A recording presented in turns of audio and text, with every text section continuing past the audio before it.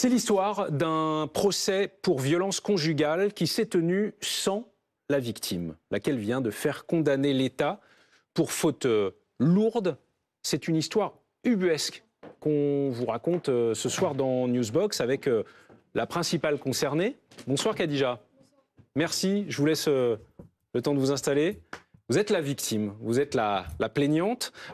Bonsoir Pauline Rongier. Bonsoir. Merci à vous aussi d'être avec nous ce soir Merci dans Newsbox. Vous êtes l'avocate de Khadija. Khadija, il y a bientôt 5 ans, vous découvrez dans le journal que le procès de votre ex-conjoint vient de commencer.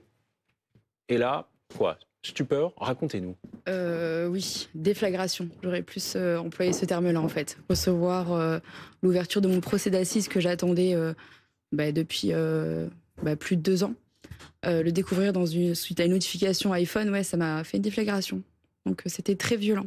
Et j'étais à milieu de me douter qu'un jour, il aurait fallu entamer toutes ces procédures judiciaires.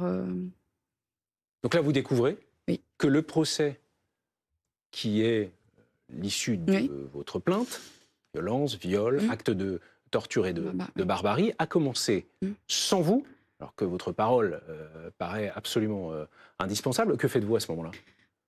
J'ai été prise d'un courage sans nom. J'ai contacté en fait le parquet de Limoges directement. J'ai demandé à parler à Madame la greffière. Donc j'ai eu la Madame la greffière du coup qui était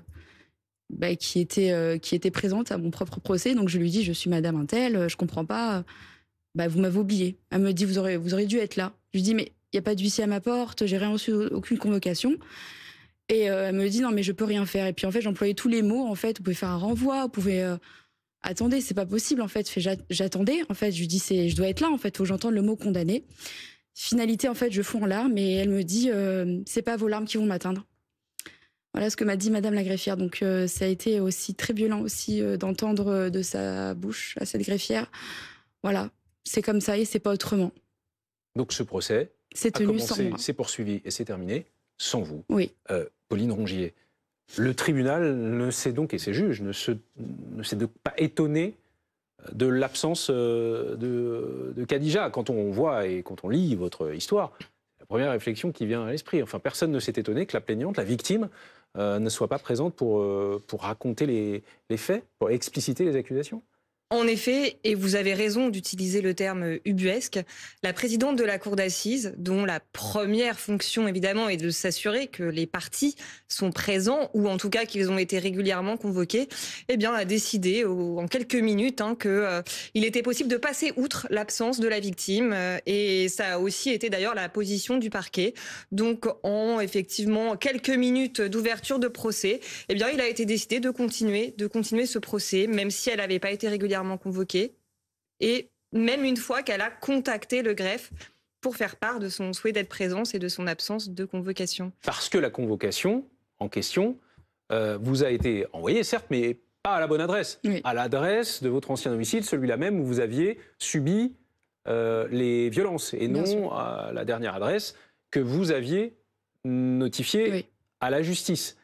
Un procès qui s'est donc tenu sans vous, mais pas sans l'accusé et pas sans, si je puis dire, ses soutiens, les témoins qu'il avait appelés. Tout à fait, l'accusé était bien présent avec son avocat, ses 2 avocats d'ailleurs, et ils n'avaient pas de contradiction. Il n'y avait pas la victime qui est aussi, surtout en matière de viol conjugal, qui est aussi l'unique témoin en fait des faits et de la dangerosité de l'accusé. Donc il avait un boulevard, évidemment, pour faire valoir sa position, sans contradiction. Il a pu faire venir ses témoins, pas celle-ci. Et puis, il a pu raconter son histoire, sa version. Et il a obtenu un acquittement uniquement sur sa version des faits.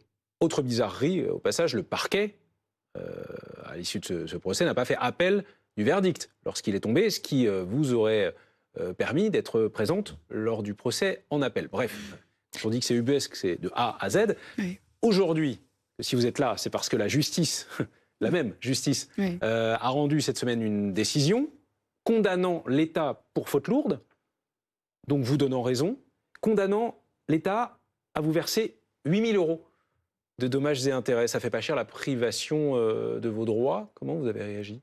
En toute transparence, j'ai jamais été animée en fait par le côté pécunier. Faut savoir que j'ai toujours été animée en fait, j'ai été assoiffée en fait de justice en fait. Voilà, la seule chose que je voulais, c'était entendre le mot condamné, être présente à mon procès d'assises. Voilà, on m'a volé en fait ce qu'on me redonnera plus en fait. Vous voyez, c'est qu'en fait 8 000 euros, ça m'importe peu, sincèrement. Mais vous avez l'impression que la justice a été rendue au final?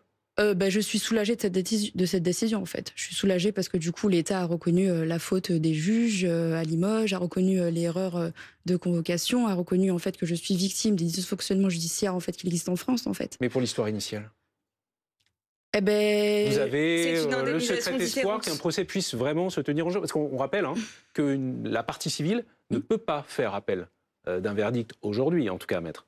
Alors effectivement, c'est aussi la question que pose cette affaire, et on avait déposé une question prioritaire de constitutionnalité pour ouvrir la voie de l'appel aux victimes, et en tout cas aux victimes qui n'ont pas été régulièrement convoquées au procès, parce que finalement un procès qui ne respecte pas une des règles essentielles, fondamentales de la procédure, devrait pouvoir être contesté. Et la décision même devrait pouvoir être tout bonnement annulée. Donc il y a aussi une défaillance législative. Vous espérez pouvoir...